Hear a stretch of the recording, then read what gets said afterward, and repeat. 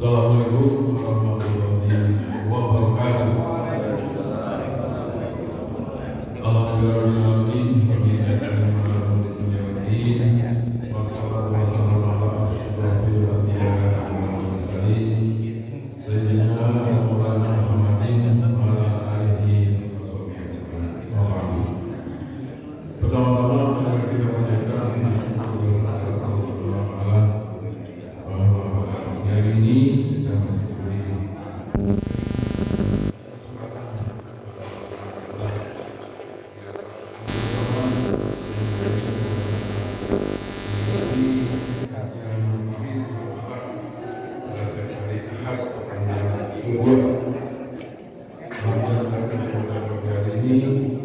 tanggal 16 Safar tahun 1447 Hijriah yang bertepatan tanggal 10 Agustus 2022. Semoga kajian pada subuh hari ini meningkatkan keimanan kita dalam beribadah.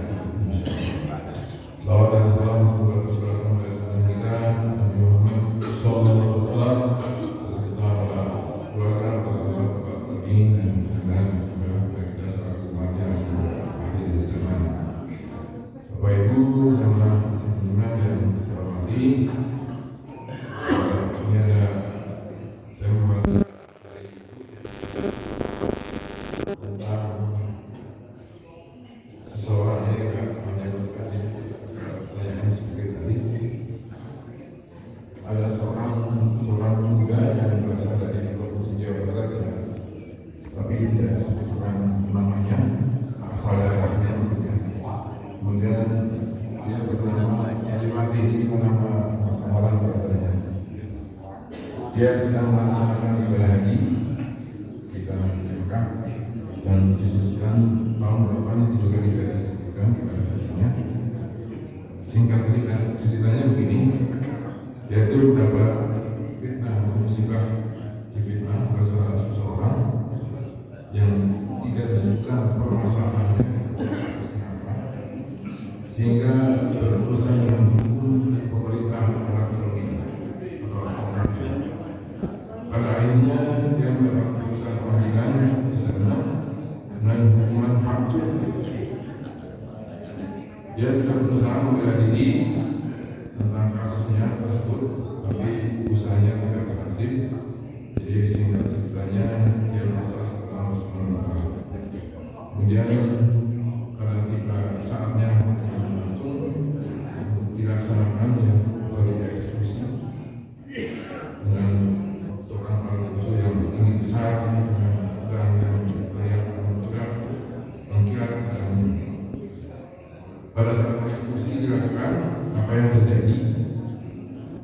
Ternyata pedang yang begitu tajam tidak dapat menembus, tidak dapat menembus air yang dalam Salimati ini. Akhirnya Al-Wadun bingung dan pemerintah Arab Saudi sementara menunda tersebut. Kemudian teman-temannya juga sesama ibadah juga pada heran, kemudian menanyakan kepada Salimati kenapa bisa terjadi demikian. Yang alhamdulillah ya Allah ini berterima dia dari Allah Subhanahu wa taala. Kemudian Salimati dia berkata sejujurnya bahwa dirinya mempunyai kekebalan tubuh ya, terhadap senjata tajam, dan pesan dari orang tua jangan sampai sombong kepada siapapun bahwa dirinya mempunyai kekebalan tubuh tersebut. Kemudian adapun yang dia punya itu adalah, kalau di sini mungkin kajian rawarotek ya, kajian rawarotek menurut orang Sunda.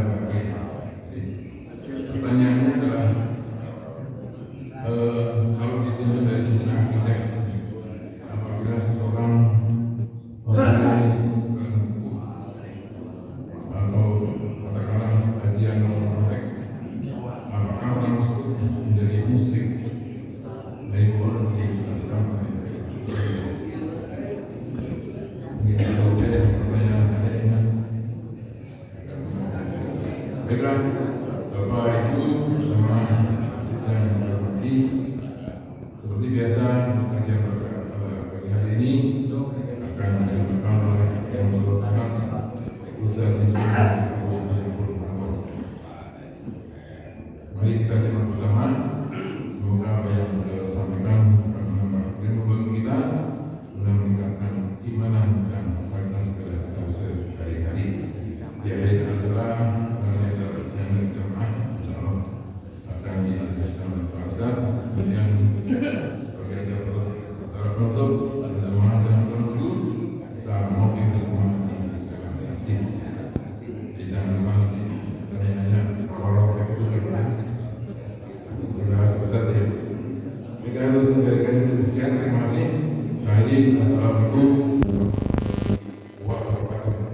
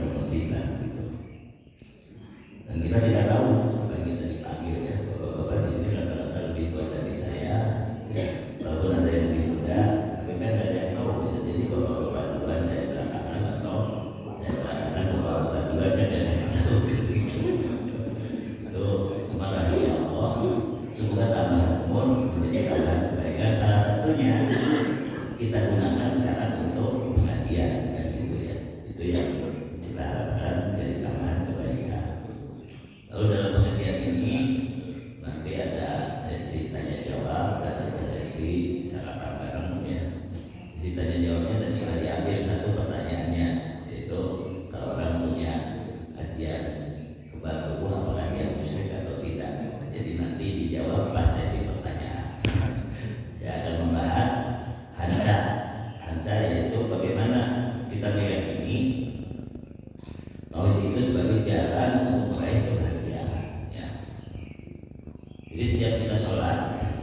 kita diminta berdoa ihdinas siratal mustaqim siratal ladzina an'amta 'alaihim.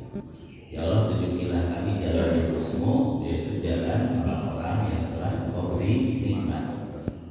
Artinya ini adalah prinsip umum. Kalau kita ingin mendapat nikmat, kalau kita ingin bahagia, kita harus berada di jalan yang lurus. Dan secara fitrah manusia mengetahui itu.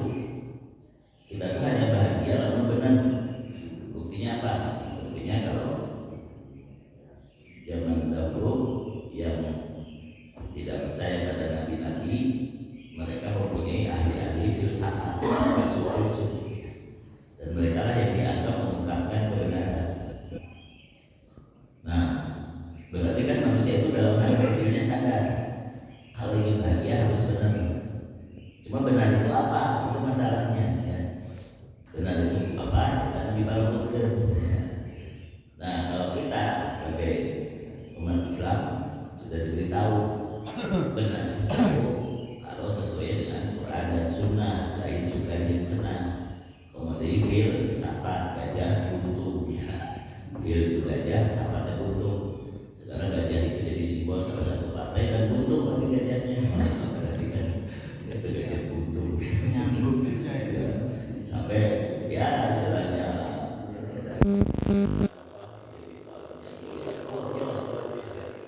kita pada kecil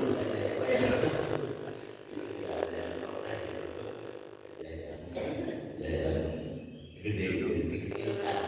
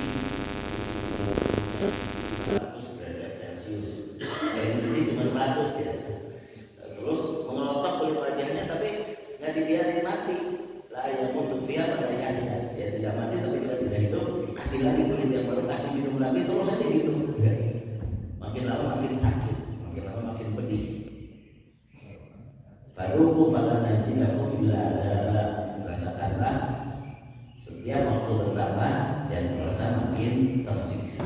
Begitu juga di surga. Jadi dulu saya pernah ngisi di anak-anak PPB ITB pengajian ya. Terus mereka itu kurang menghayati gitu ya ayat-ayat Al-Quran. Ada salah seorang yang merasa pinter nanya gini. Ada dua pertanyaan Ustaz. Yang pertama,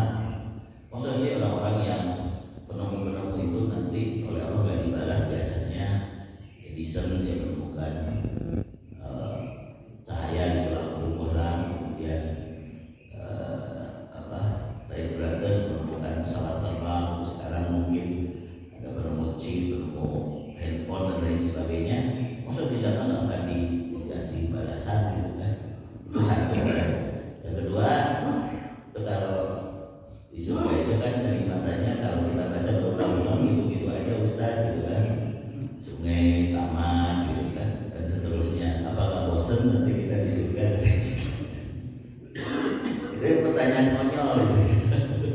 Karena apa? Karena sebenarnya kita sudah jadi orang Islam harus bersyukur.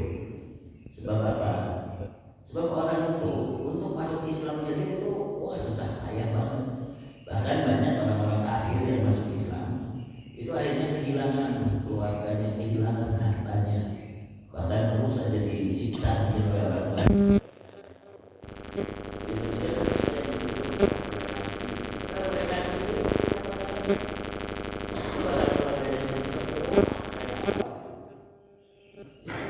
Sementara kita ya, mungkin bapak-bapak ada yang mengalami, ada keluarga kita yang murtad atau kafir lah biasa gitu. Ya, kurang kita kurang ada pikiran untuk wah, ya musuh Allah gitu kan berpikir begitu. Tapi mereka kalau ada keluarganya yang masuk Islam, habis-habisan itu ditekan. Jadi siapa yang tidak toleransi sebenarnya? Mereka. Jadi kita jangan malah udah jelas mereka yang lebih jahat kepada keluarganya yang masuk Islam. Kalau kita kan ada keluarga yang kafir ya udahlah paling dijauhin. Bahkan kadang-kadang kita juga nggak tega dijauhin dan keluarga kan gitu. Berarti kita memang bagus orang Islam. Udah jelas ketuhanan yang Maha Esa itu tauhid atap ya jelas kan?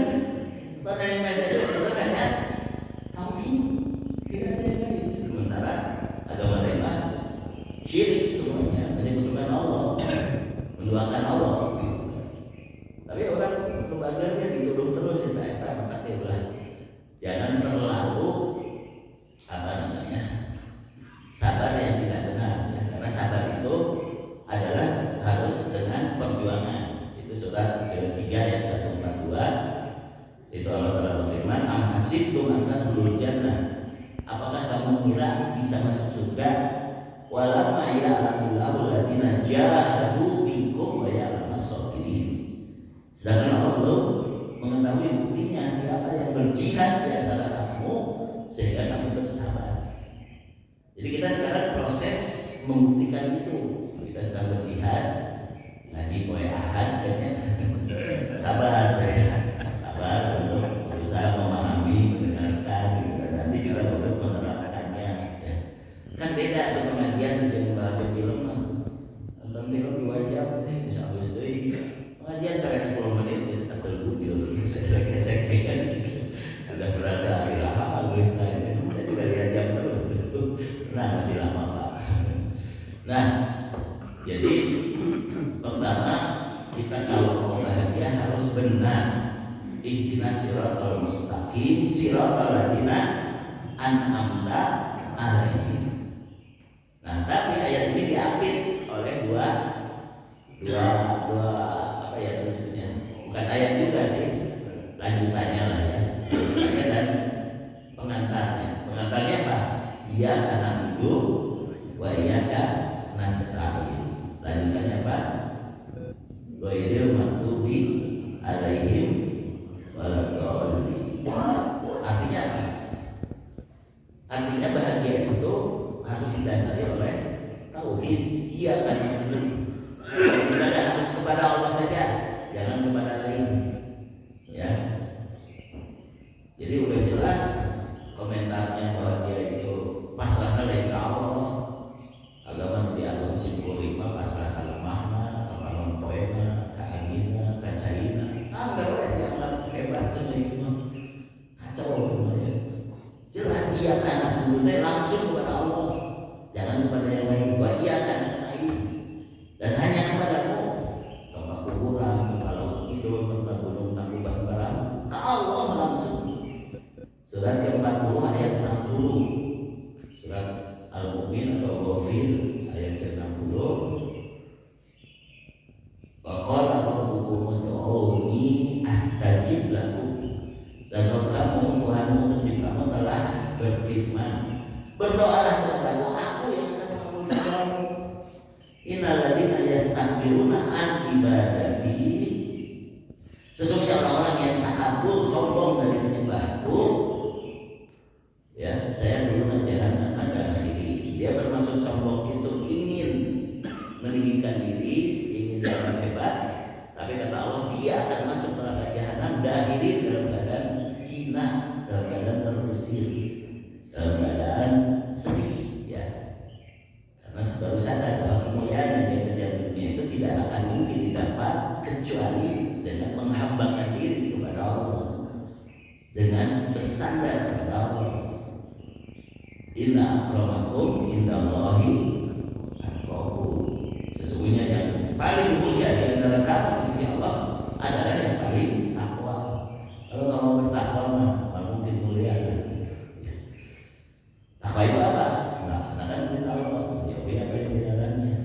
Perintah Allah di mana? Kembali Quran dan Sunnah. Lain juga dicenang gitu.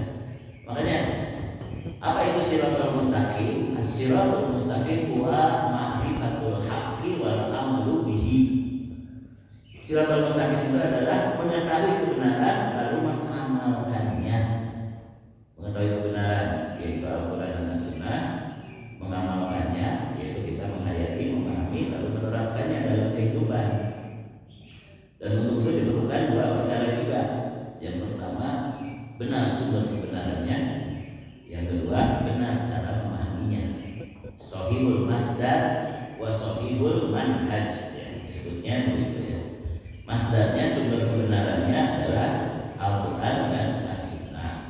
Cara memahami Quran dan Sunnah harus mengikuti orang-orang yang beriman sebelumnya, para sahabat, tabi'in, para salafus rasyidin, para imamatul huda, yaitu para salafus saleh dan imam-imam Ahlus Sunnah wal Jamaah, ya. Imam Ahlus Sunnah wal Jamaah walaupun yang terkenal ada 4 sebenarnya banyak, tapi yang terkenal kan Imam Hanafi, Maliki, kemudian Syafi'i dan Hambali. Tapi Ustaz Ridwan Hamidi mengatakan jangan disebut Imam Hanafi karena beliau itu namanya Abu Hanifah. Tapi kan sudah terlanjur anak-anak dinamai itu kan, banyak yang anak-anak namanya Imam Hanafi, maksudnya imamnya mazhab Hanafi itu. Tapi namanya Abu Hanifah, Imam Abu Hanifah.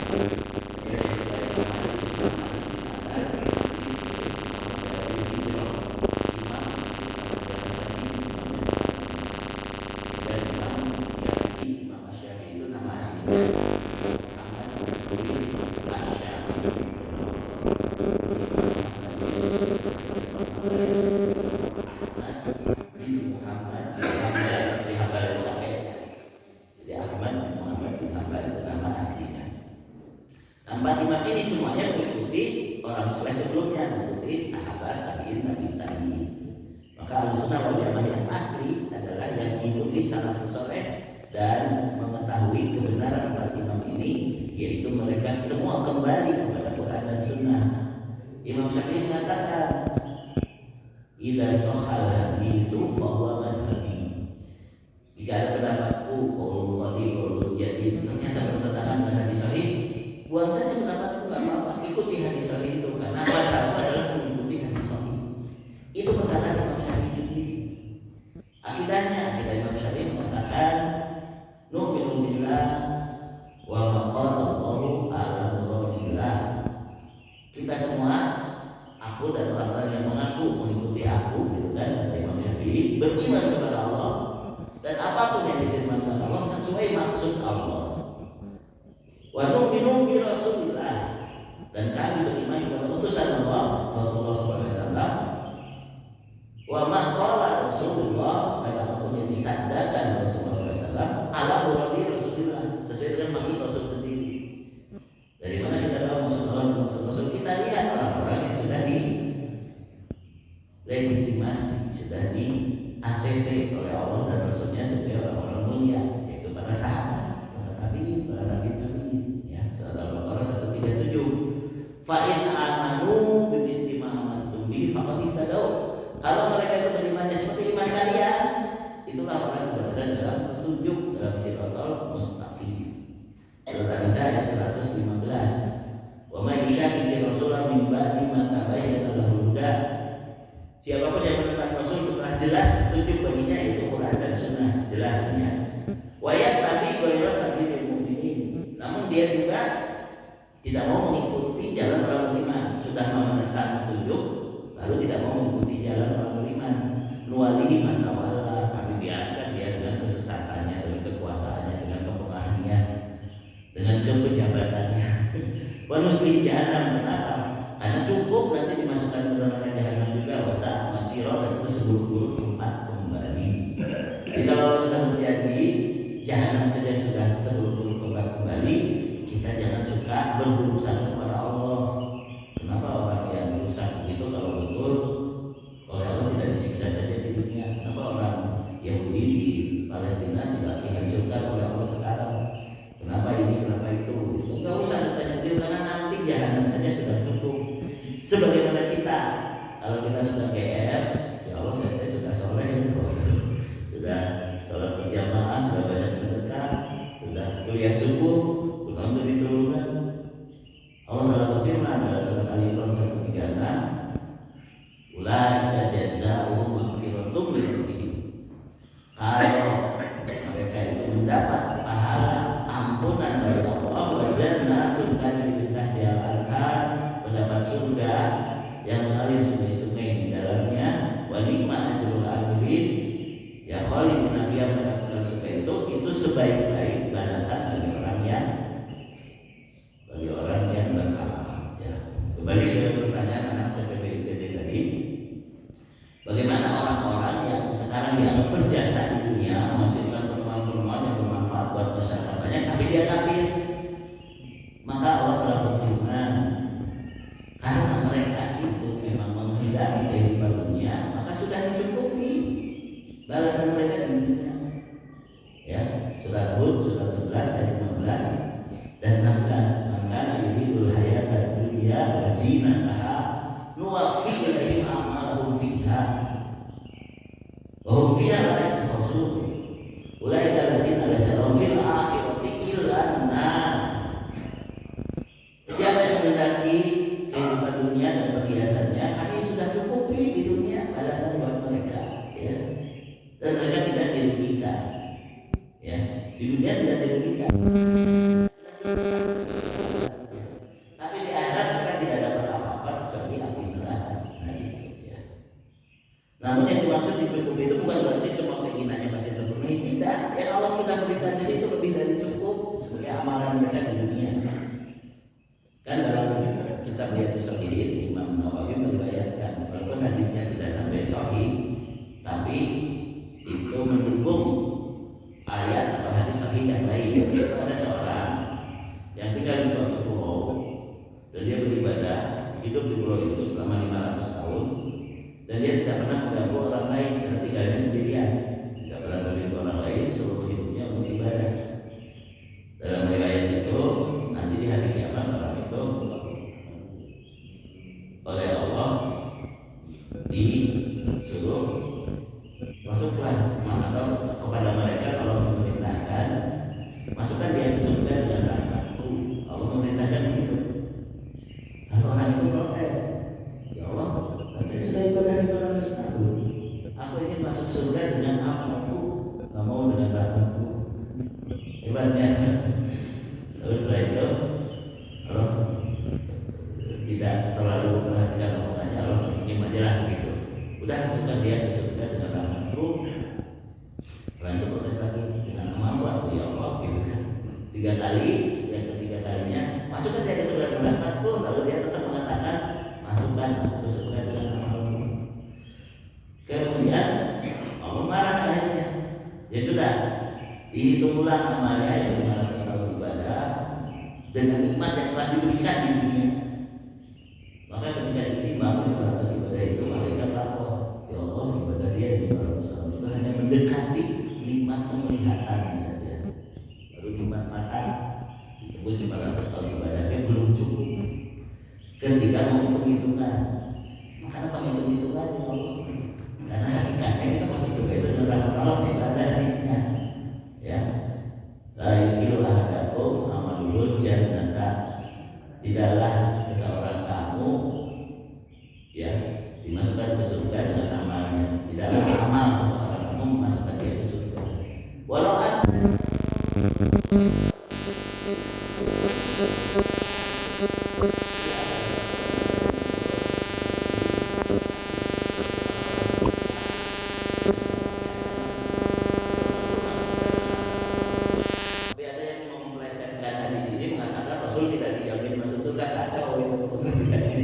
Rasul itu masuk surga karena dirahmati Allah, sedangkan Rasul itu Setiap umatku pasti masuk surga, tidak kabar, kecuali yang nggak mau. Siapa yang nggak mau itu bukan atau adi dan bagiannya sudah mengikuti aku, yaitu mengamalkan Quran dan Sunnah baru masuk surga. Paman asoni paman apa? Kalau dia tidak mau ikut apa ya sudah, sama dengan nggak mau masuk surga. Sebenarnya sudah jelas jalan hidup kita, cuma kadang-kadang kita suka cari-cari yang lain, aneh-aneh. Ini jelas kan Qurannya sudah jelas, hadisnya sudah jelas, pengertiannya juga sekarang mudah, gitu kan untuk dapat dengan teknologi segala macam gitu kan. Tapi kita kadang-kadang cari-cari yang lain. Kenapa? Karena gratis baca Quran. Kalau ada pelatihan untuk cepat kaya bayar 5 juta, oh berbondong-bondong orang ikut. Quran gratis jalan kebahagiaan. Quran dalam dihayati, nggak pernah diperhatikan, nggak pernah diyakini sebagai jalan yang benar untuk berbahagia. Nah, dan tidak usah jauh-jauh. DR tadi oke, DR itu namanya. DR itu artinya dekat. Di surat Al-Fatihah artinya, yaitu disebutkan iya karena berdua, iya karena nasta'in. Ya.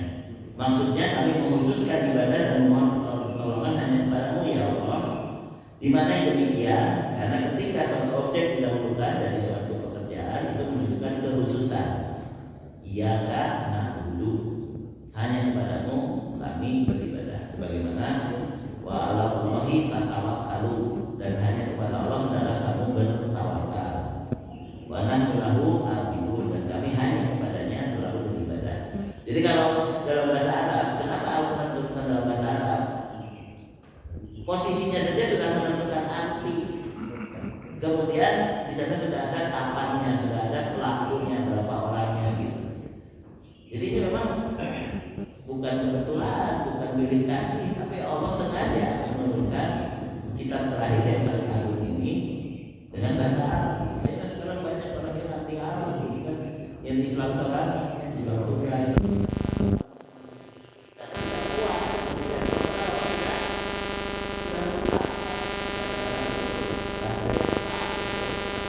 menampung hidayah yang akan satu kata Arab kalau diterjemahkan bahasa Indonesia bisa jadi 5 kata. Contohnya Allah berfirman kepada Nabi dan bumi, qalata ya qalata ataina ta'ihi. Wahai langit, wahai bumi, kamu datang kepadaku itu mau dipaksa apa? Mereka menyatakan kami datang dengan taat, bukan terpaksa. Dan qalata itu bahasa Arab hanya satu kata, qalata itu satu kata. Tapi di sana terkandung qala, artinya dia telah berkata. Kemudian huruf ta-nya menunjukkan dia perempuan. Alifnya menunjukkan berdua. Alifnya menunjukkan berdua. Qalata kalau diterjemahkan dalam bahasa Indonesia itu dengan mereka berdua perempuan telah berkata. Lima kata. Qalata itu mengandung apa? Lampau dan telah, mengandung juga berkatanya, mengandung juga huruf ta-nya, tak tanis disebutnya. Ini perempuan dia ngomong. Alifnya menunjukkan 2 hal. Jadi mereka berdua perempuan telah berkata. Itu kalau di Indonesia kan ingin sempurna, tapi tidak terjemah mal gitu sih.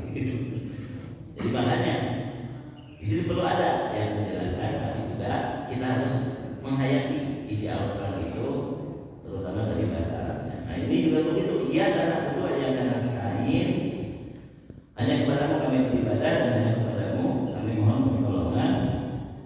Berarti kami menyembahmu dan tidak menyembah selain dirimu. Kami meminta pertolongan kepadamu, tidak meminta pertolongan kepada selain dirimu. Ibadah adalah sebuah kata yang mencakup apa saja yang dicintai oleh Allah dan diridhoinya, baik berupa perbuatan maupun perkataan, baik yang nampak ataupun yang tersembunyi.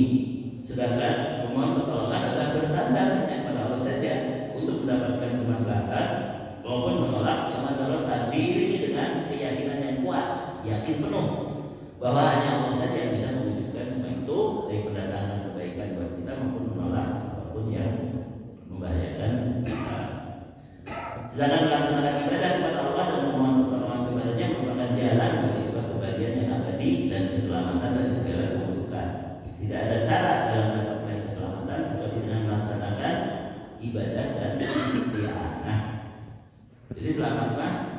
saja ibadah isti'anah. Bisa juga diartikan 2T, takwa dan tawakal. Bisa juga diartikan 2P, patuh dan pasrah. Simpel. Jadi sebenarnya berbahagia Bapak Ibu nih kalau mengamalkan 2 ini. Istilahnya beda, tapi semua maksudnya sama. Ibadah teh takwa, ibadah teh patuh, isti'anah teh tawakal, isti'anah teh pasrah. Asal kita patuh dan pasrah ya. Nurut tadi sok bedog, jadi sok loba kahayang sorangan. Tidak mau nurut dan suka punya keinginan sendiri sehingga seolah-olah apa yang diberikan Allah itu kurang, apa yang diberikan Allah itu tidak cukup, kurang tawakal. Masih ingat ya saya ceritakan kisah Luqmanul Hakim ya. Luqmanul Hakim ini sangat disayangi oleh majikannya sampai-sampai dia itu kalau majikannya dapat kiriman dipisahkan yang paling bagus buat Luqman. Kemudian pegawai yang lain dibilangin nggak boleh iri karena Luqman ini orang yang cerdas untuk memberikan inspirasi kepada aku, memberikan insight ya karena dia bijaksana. Suatu saat majikannya itu dapat kiriman buah-buahan yang segar, anu, lalu dipilihkan sejenis buah semangka yang kelihatan anu, kelihatan enak, dipisahkan. Lalu majikannya ngomong ke yang lain, ini Luqman belum datang nih, ini jangan kamu ambil.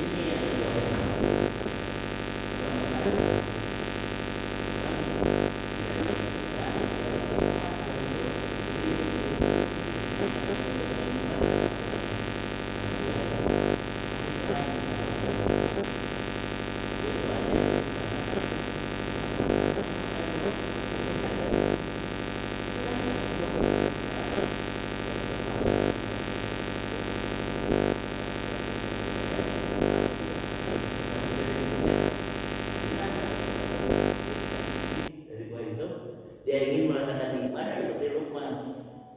Ya dalam kisah ini kan ini namanya kisah hikmah ya. Ketika dimakan ternyata paling paham luar biasa sampai pingsan di situ. Dimakan pingsan. Banyak marah-marah. Luqman, kamu ini keterlaluan. Masa buah pahit ini kamu nikmati ya bikin saya gila gitu kan? Apa di mulut kamu buah ini manis? Enggak juga, sama Tuhan, pahit juga. Kok kamu enggak merasa pahit, kamu terlihatkan apa kesel atau apa dikasih buah yang pahit? Karena saya ingat niat Tuhan dan kebaikan Tuhan selama ini. Tuhan ngasih buah yang pahit, buah yang terbaik. Selama ini juga Tuhan sudah ngasih yang terbaik kepada aku. Saya tidak pernah merasakan keburukan sedikit pun. Kalau cuma nahan pahit segini aja, nggak ada artinya. Hikmahnya apa dari kisah ini? Allah itu sudah memberi ke kita sejak awal itu banyak kebaikan. Kalau kita diuji sedetik malah biasa ya Allah. Selama ini juga Allah telah banyak kebaikan. Hanya kita ingatnya susah ngumpul itu masalahnya. Kita kurang bersyukur. Ya, sabar. Karena di dunia kan kalau masuk surga guys semua akan hilang. Gitu. Ada kisah saya Abdul Aziz bin Baz rahimahullah. Beliau usianya sampai 80 tahun lebih, 90 tahun lebih bahkan ketika meninggal. Nah umur 80 tahun dalam keadaan buta, beliau dari Riyadh mau ke Mekah, mau ibadah haji. Ketika diumumkan Syekh bin Baz mau ibadah haji, banyak orang yang ingin, ayo ikut rombongan Syekh bin Baz. Kita dipimpin oleh ulama besar nih, berapa mobil? 8 mobil gitu ya, 8 mobil itu ya sekitar 400 orang lah gitu ya, 400 orang. Dan setiap mobil itu bisa mendengarkan tausiah dari mobil yang paling depan. Jadi bukan mobil biasa, bus maksudnya ya, 8 bus dari Riyadh abring-abringan ke Mekah karena mau ikut haji bersama Syekh bin Baz ya. Kemudian di tengah jalan ada laporan Syekh itu beberapa mobil AC-nya nggak jalan, kepanasan. Lalu kata Syekh, saja kalau udah sampai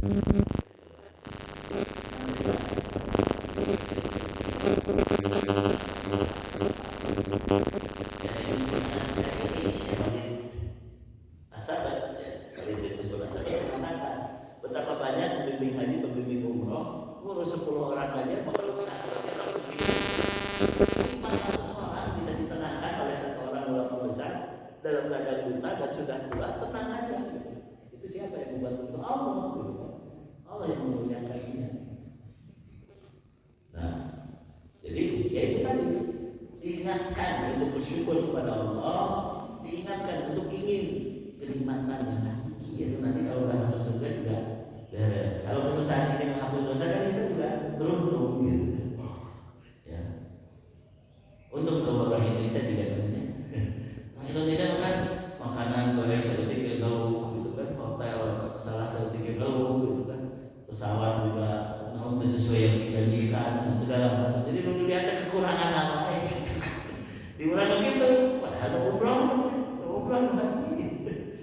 Jadi niatnya apa tuh memang gitu teh, kan itu teh. Ya, ingin fasilitas, ingin kenikmatan dunia. Kalau kenikmatan yang gimana nanti di akhirat. Nah, saya teruskan lagi. Jadi pertanyaan anak TPB tadi yang kedua, Ustaz, surga teh kayak gitu-gitu aja apa kita nggak bosan? Enggak. Allah menyatakan makin lama di surga makin nikmat. Sebagaimana makin di neraka makin tersiksa. Beda kan di penjaranya. Di penjara mah beginilah begini nikmat. Di dunia mah. Terus kan Profesor Rudi pernah suka miskin. Awalnya ya tegang, tapi begitu lama-lama akhirnya jadi ngaji, jadi naon. Jadi makin lama kalau di dunia mah di penjara makin nikmat. Terus kesenangan dunia makin lama makin bosan. Kenapa? Tuh banyak mode-mode baru.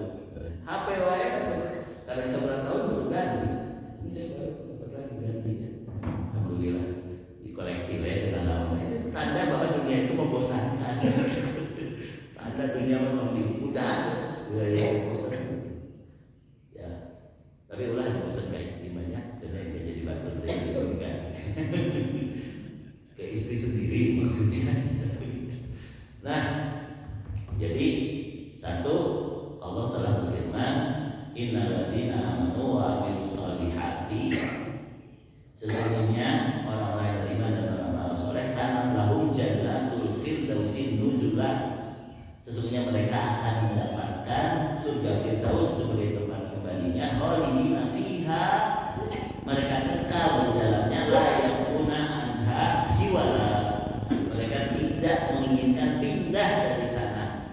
Surat Al-Kahfi surat 18 ayat 107 dan 108. Jadi dalam Al-Quran juga sudah disebutkan, sudah masuk surga, apalagi surga Firdaus, mereka kekal, gak ingin pindah. Ada gak ingin pindah, dan bosan deh. Gak mungkin bosan, ya tak maya. Mereka tidak ingin pindah dari sana, gitu. Ya, makanya ulah merasa pintar gitu kan, logika, ayat tadi si logika tuh balik jadi baca dari apal tuh. Bahkan kadang-kadang kita malas untuk belajar memperbaiki tahsin. Di sini sudah mulai ada belajar tahsin. Pak Iwan diteraskan tuh.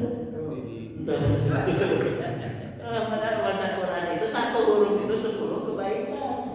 Ada memperbaiki alif lam mim manis.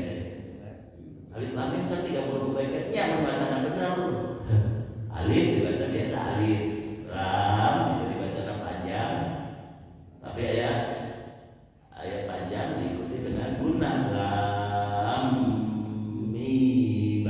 Benar macamnya gitu baru 30 kebaikan. Ya. Udah nggak sampai hafal kalau untuk biro-biro falak atau biro-biro sampai di tes guru kasih kalau pakai salah ayat surat yang sering dibaca baik kita kadang-kadang salah.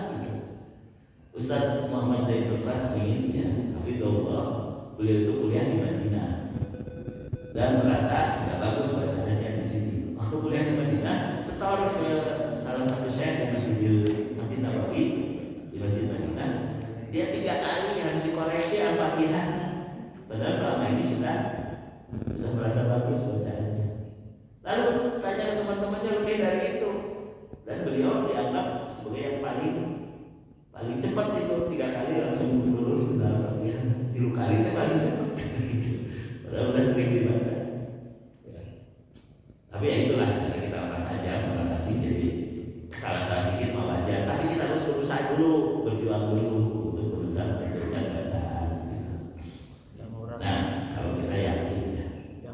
ikut vaksin sekarang 6 orang, dulu 12. Iya, tapi yang penting masih ada, gitu, masih ada. Karena yang harus itu belajarnya.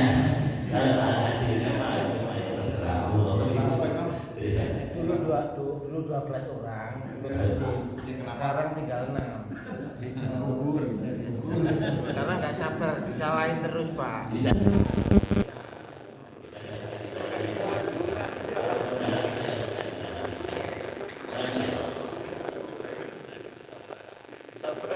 Nah baik, jadi bahagia itu sebenarnya dalam Al-Fatihah juga sudah ada.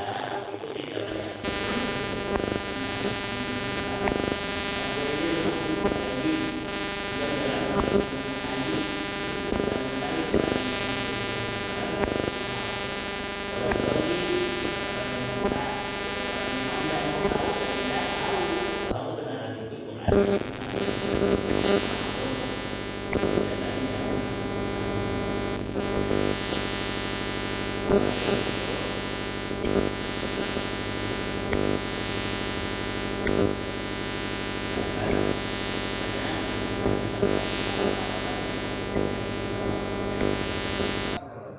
Itu musyrik, kembalikan kepada udhuni astajib lakum, berdoalah kepadaku, aku akan mengabulkan doamu.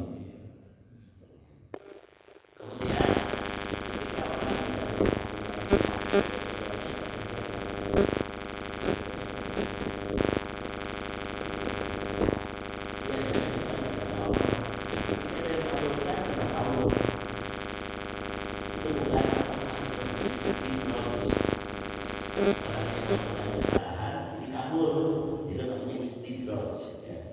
di dunia kayak benerannya tadi surah An-Nisa ayat 115 nuwali matawala wa nuslihi jahannam, kami biarkan dia dengan kesesatan yang dikuasai itu dan kami lemparkan dia ke dalam neraka jahannam.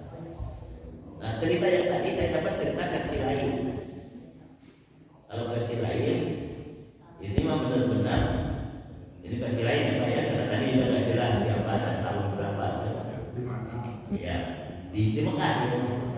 Dia ibadah haji, kemudian dia difitnah, ketika dipacung, ternyata terderak, tapi nggak diteruskan kan ceritanya. Saya punya versi lain.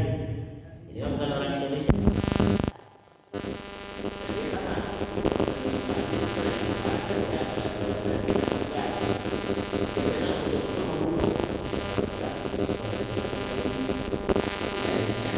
Diputuskan untuk dihukum pacung, suku pacung. Dan ternyata algoritmanya 3 kali perang itu nggak bisa ini. Lalu setelah itu nggak ditanya apakah dia punya ajaran apa ya. Tapi langsung didatangkan syekh, datangkan kiai ustaz. Biasanya cuma kiai kan, tenang aja. Dia baca itu ya, siapa yang belenceng. Artinya si saya itu tahu ini masih doain ya. Udah sok belenceng.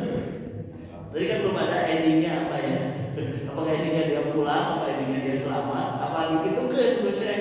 Saya punya cerita lengkapnya kayak gitu, itu ya orang Pakistan. Dan dia bukan cerita hajinya, ini ceritanya dia memang betul-betul membunuh, bukan fitnah. Kalau yang tadi kan ya nggak jelas lah. Intinya di Saudi hal-hal begitu itu dianggap sihir. Dan sihir itu ya sudah, kalau kita baca Al-Quran orangnya sudah paham, itu ya udah ditangani. Jadi Harry Potter itu ada kementerian sihir di Saudi mah betul ada kementerian yang mengurus persoalan sihir di bawah Kementerian Agama. Jadi pernah ada salah seorang syekh datang ke Indonesia ngasih daurah ke ustaz-ustaz di sini. Dia salah seorang jabat di kementerian yang menangani sihir. Lalu dia menjelaskan kalau di Saudi itu sihir itu dianggap sesuatu yang benar-benar ada dan membahayakan, sehingga kalau orang diindikasi punya sihir, ya udah tidak harus sampai bunuh juga bisa dihukum pacung kalau sudah positif dia punya sihir. Dan begitu ketika dipacung tidak kenal, ada yang menanganinya, ya didoakan terus gelenceng. Nah, jadi intinya kalau sihir itu kafir gitu. Bukan sekedar musyrik ya, keluar dari Islam. Itu surat Al-Baqarah 102. Siapa yang mengamalkan sihir batal Satu lagi cerita, ini orang Indonesia, tapi beda dari saya pernah ceritakan di sini. Orang Indonesia datang ke sana mau jadi TKI, jadi supir gitu kan. Karena saya juga pernah jadi pekerja di Saudi 2 tahun. Di Abimah ibadah hajinya haji sobari disebutnya, haji sabari kulit. Alhamdulillah 2 tahun ya. Tapi disebut 2 kali. Karena kalau haji itu disebut 2 kali kurang baik, seperti ustaz. Haji gitu kayaknya. Ustaz gitu kayaknya begitu. Jadi kan haji nanti Abidin atas Kiai Dinas, Haji Nurdin duduk Dinas, Haji Wahyu Sawah Wahyu, Haji Mansur Ramana Kabusur, ya. Haji Kosasi Ongkos dikasih kan gitu kan, macam-macam cara ibadah haji. Nah, jadi salah seorang TKI itu, dan semua TKI kalau datang ke sana di airport itu dibongkar kopernya. Jadi begitu baru datang, Saudinya baru datang, begitu keluar imigrasi dibongkar kopernya, bukan. Saya waktu datang waktu itu di Riyadh, saya juga datangnya di Riyadh. Ini apa? Saya bawa obat dari istri saya, Rahimahullah. Ini obat pusing, saya bilang, edek, saya bilang. Dibuka dulu, oh iya, boleh. Nah, terus ada TKI yang lain, kitab, buku. Ini apa buku? Ada kotak-kotak, ada huruf-huruf segala macam. Dia jawab, ini mujarobat. Kata pemeriksanya kan polisi Saudi. Enggak, ini mah harus dipanggil. Panggil saya. Mutawi disebut namanya, ustaz di sana. Ini apa? Enggak, ini buku sihir. Udah orang ini penjara 7 hari, pulangkan ke Indonesia. Untung aja nggak dipancung. Karena dia hanya membawa mujarobat. Ini dia kan dijual di sisi jalan kan mujarobat. Tapi buku sihir. Jadi kira-kira tidak langsung udah dijawab pertanyaannya Pak. Ya. Jadi orang yang tanya Rasul di perang Uhud saja patah giginya, ya. Kemudian apa? Mukanya luka gitu kan. Terus dia bisa kebal, tapi kan Nabi Ibrahim keterang dibakar. Itu mah bukan maunya sendiri, itu mah ditolong Allah. Beda, karomah beda gitu. Kalau sihir biasanya dipelajari, kalau karomah Allah memberikan aja begitu saja gitu kan. Ya, jadi beda ya. Jadi jangan dicari-cari, kalau dicari-cari walaupun dengan alasan ilmu hikmah, dengan alasan sihir putih segala macam itu bahaya. Surat Al-Baqarah 102. Ya, itu fitnah, ujian Allah menurunkan 2 malaikat Harun dan Marut, tapi Harun dan Marut mengatakan yang saya sampaikan ini, ilmu sihir ini yang kamu pelajari nanti kamu kafir. Tapi ini sebagai ujian. Kenapa Allah buat ujian seperti itu? Allah juga yang menciptakan babi, betul tidak? Allah juga yang menakdirkan ada pabrik minuman keras, betul tidak? Tapi boleh kita makan babi? Tidak boleh. Boleh kita minum keras? Tidak boleh. Kalau mau menguji makhluknya dalam Allah juga terserah Allah. Allah yang menciptakan kita. Nah ini yang jadi masalah itu kadang-kadang kita tadi terlalu pakai logika, padahal udah jelas dalam Al-Quran petunjuknya.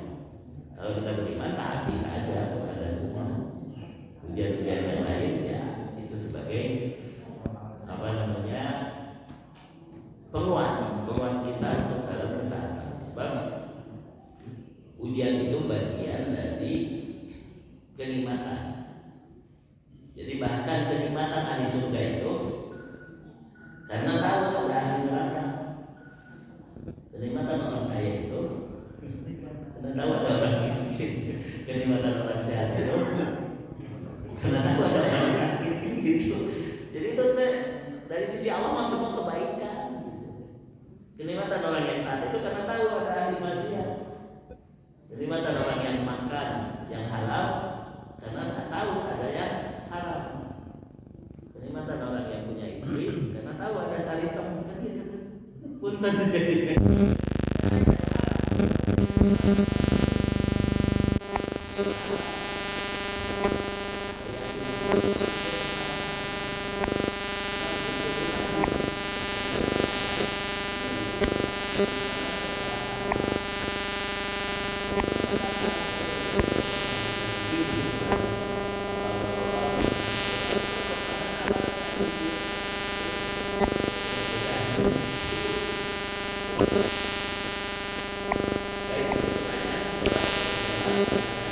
dia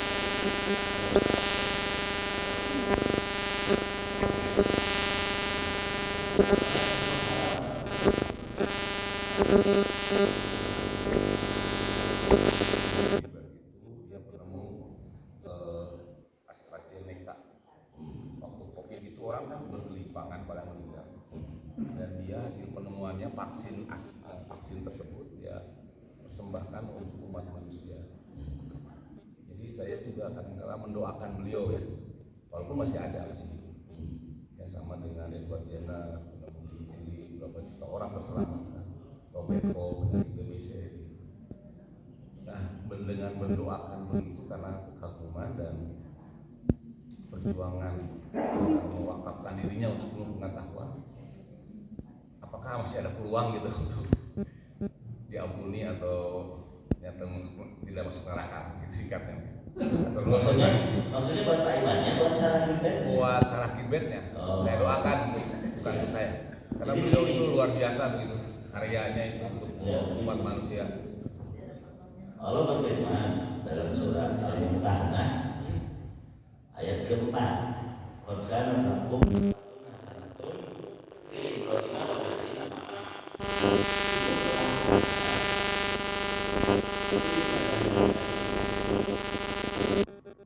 bagi kalian wahai umat Muhammad, umat Islam, umatnya Rasulullah Muhammad SAW, teladan yang baik pada diri Nabi Ibrahim dan para pengikutnya.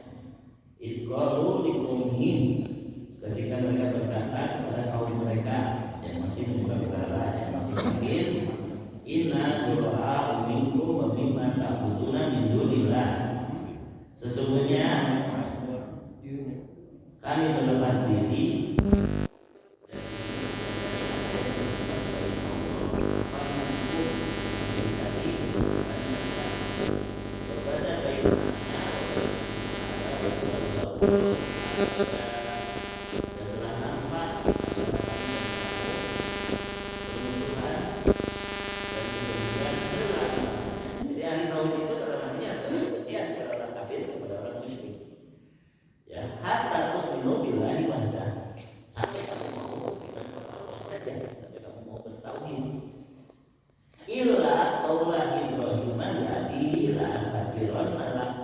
kecuali satu yang tak boleh diteladani, yaitu Nabi Ibrahim pernah berjanji kepada bapaknya, aku akan mintakan ampun bagimu. Ya. Bahwa aku diperlakukan oleh Syekh dan aku tidak bisa dari ada Allah. Ini yang tidak boleh diteladani. Kepada bapaknya, Nabi berkata, kalau aku berkata, aku tidak bisa ternyata bapaknya kayak insaf sampai artinya tetap kafir. Ya Allah mengatakan ya Ibrahim yang doakan tadi bapakmu, karena dia mati dalam kekafiran.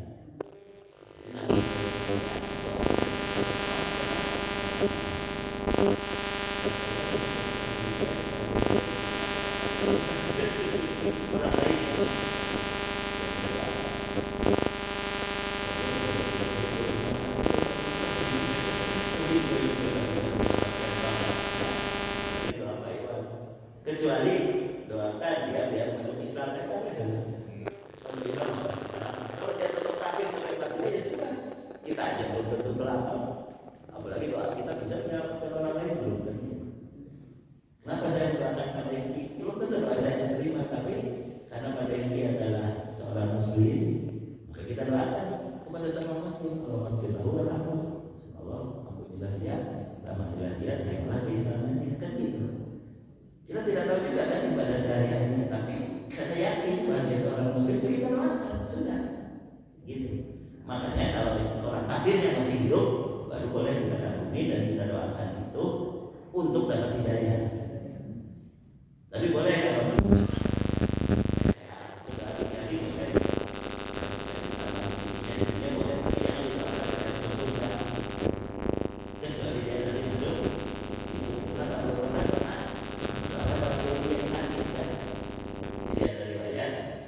yang itu tiap kali Rasulullah SAW lewat memaki-maki, mungkin sampai meludahi sampai apalah ceritanya.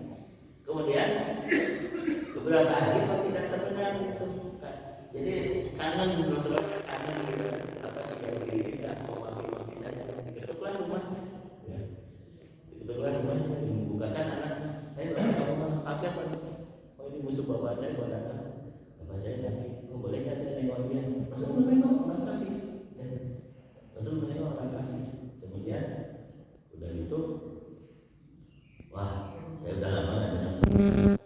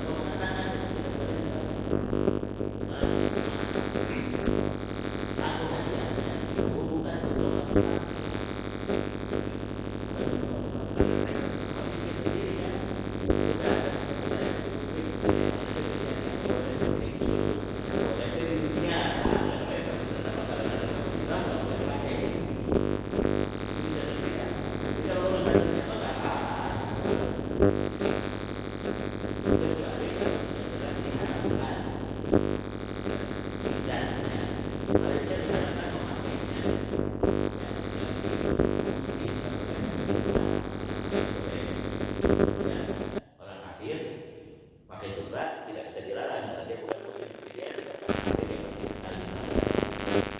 kecuali kalau zatnya ya jualan orang kafir.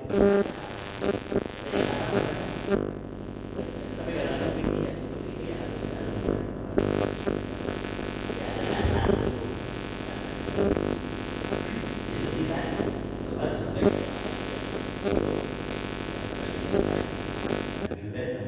mudah-mudahan dia masih Islam supaya amalnya nggak sia-sia, supaya amalnya nggak sia-sia. Nanti begitu masuk Islam pahalanya lebih besar dari kita mungkin kalau dia masuk Islam.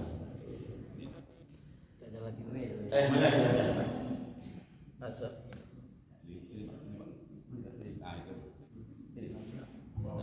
Ya. Assalamualaikum warahmatullahi wabarakatuh. Waalaikumsalam warahmatullahi wabarakatuh. Yang kami tanyakan yaitu di TikTok ya, itu sudah viral. Karena Pak Edis itu orang Sumatera yang membuka channel TikTok itu di Amerika, dan dia mengajak diskusi tentang dia beragama Kristen, kemudian dia sudah mempelajari Al-Quran selama 13 tahun. Dalam diskusinya selalu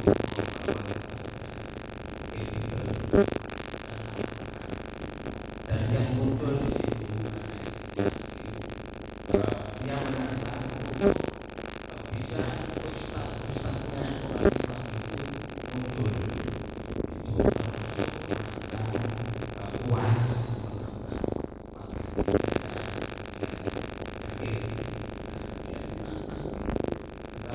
Tetapi yang muncul itu sepertinya ustaz-ustaz yang muncul itu kok saya lihat pada kalah diskusinya. Kalah satu yaitu pertanyaannya dia itu kalau dimunculkan, apakah betul Muhammad itu nabi? Karena dia menyebut Nabi Muhammad itu nabi palsu. Karena seluruh nabi-nabi itu keturunannya itu dari Bani Israel. Nah ini kok nyeleneh katanya kok dari. Kemudian orang Islam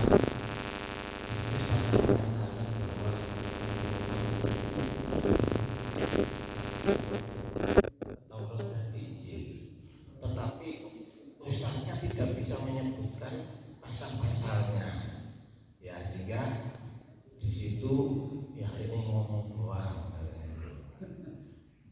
Nah, kemudian dia mengatakan juga bahwa yang namanya nabi harusnya itu tidak ada salah, tetapi Nabi Muhammad ini sering salah. Salahnya kenapa? Harusnya kan waktu ustaznya ditanya setiap tindakan nabi itu kan wahyu. Ya, tetapi nabi pernah salah. Ada salah misalkan ya tentunya kalau saya lihat tentunya bahwa nabi mendoakan amannya. Nah, apakah tidak dapat wahyu dulu mendoakan? Tadi hari ditegur sama Allah. Nah, kan begitu. Katanya setiap tindakan Rasul itu mendapat wahyu, tetapi kok dia salah, Nabi beliau salah. Nah, kemudian tadi yang menyatakan bahwa Nabi Muhammad itu di dalam pasal apa yang menyebutkan bahwa dia adalah Nabi. Itu.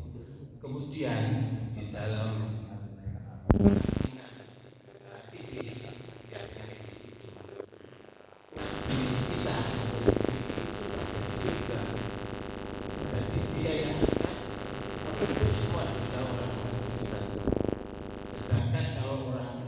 Nabi Muhammad meninggal, dia belum bisa menembus. Bahkan ada hadis yang menyatakan tadi bahwa Nabi tidak bisa menjamin makhluknya, umatnya ini masuk surga.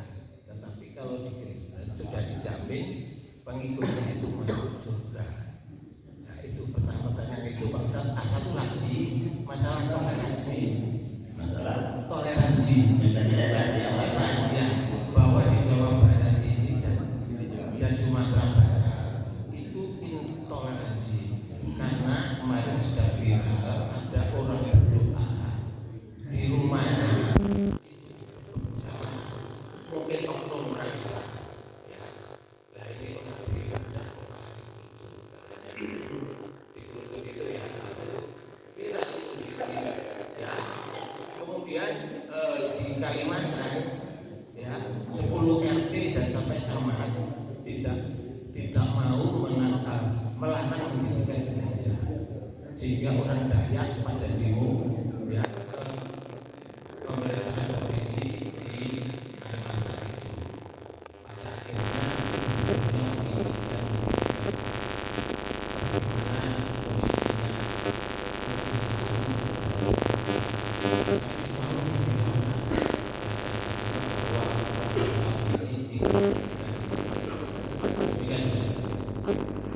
Ya, ada jawaban pendek, ada jawaban panjang. Jawaban pendek, kalau saya tidak ada Kristen selesai. Kalau saya ya orang ngaco tidak ngerti. Kalau panjangnya nanti satu-satu bisa saya jawab semua. Tapi saya tidak mau jawabnya. Kenapa? Turun aja kalau mau jawabnya. Ada yang datang itu satu-satu yang nggak ngerti juga. Apa betul nanti setiap tindakannya itu selalu harus diberi wahyu? Kalau begitu mah nggak akan kalah itu pasukan hukum. Kalau begitu mah nggak akan luka Nabi Muhammad. Gitu. Tidak semua. Jadi kul innama ana basyarun mislukum. Yuha ilayya nama ilahul wahid, yang wahyu itu yang jadi syariat. Kalau yang perorangan bahkan ada Nabi ketika mau perang itu memilih salah satu mata.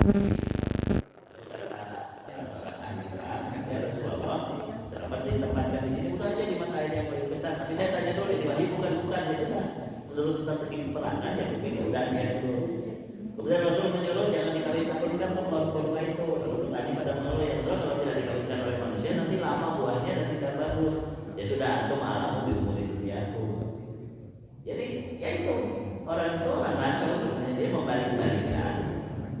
tidak perlu mencari dari Injil. Al-Quran sudah.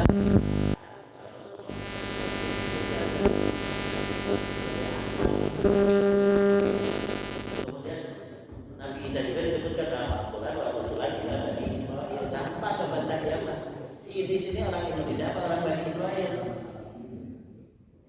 Orang mana dia? Dia orang Yahudi apa orang Indonesia? Orang Sumatera itu orang Indonesia. Sama keturunan Bani Israil bukan? Bukan ya? Berarti dia tidak pernah mengimani Nabi Isa. Nabi Isa cuma utusan buat Bani Israil.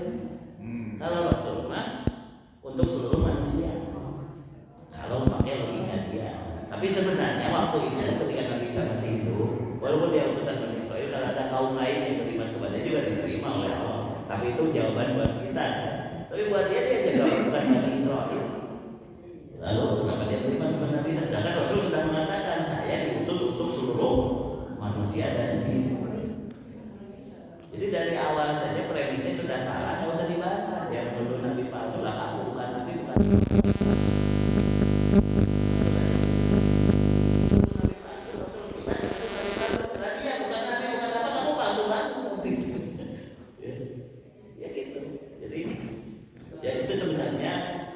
Dr. Zakir Naik semua sudah membantahnya, termasuk bahwa dalam Injil tersirat Rasul itu ada, tapi disebutnya Parthenon atau apa, karena diganti kan, bahasanya diganti, tapi disebutnya Parthenon, tapi memang sudah ada dijanjikan. Dan sudah diganti-ganti. Jadi saya sudah menjelaskan semua yang dia ada. Tidak usah membantah.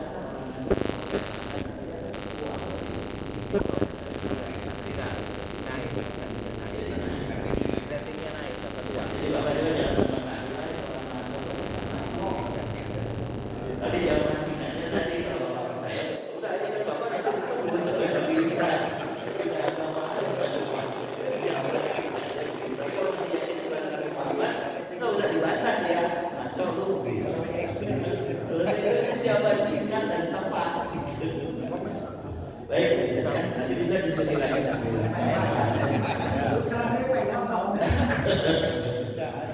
jawaban panjangnya nanti. Jawaban pendeknya kalau Batu kopi aja.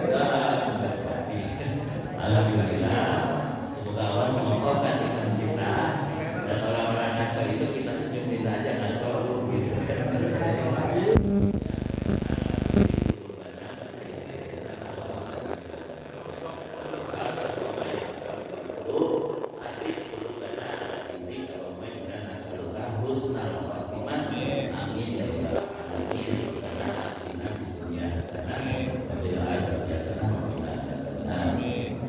Subhanallah bihamdi, asyhadu an la ilaha illa anta, astaghfiruka wa atubu ilaik. Wassallallahu wasallim ala nabiyyina Muhammadin wa ala alihi washabbihi ajma'in. Walhamdulillahi rabbil alamin.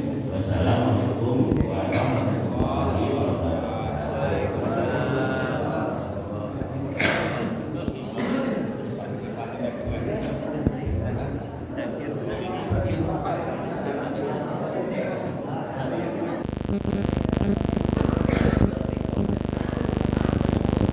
Thank you.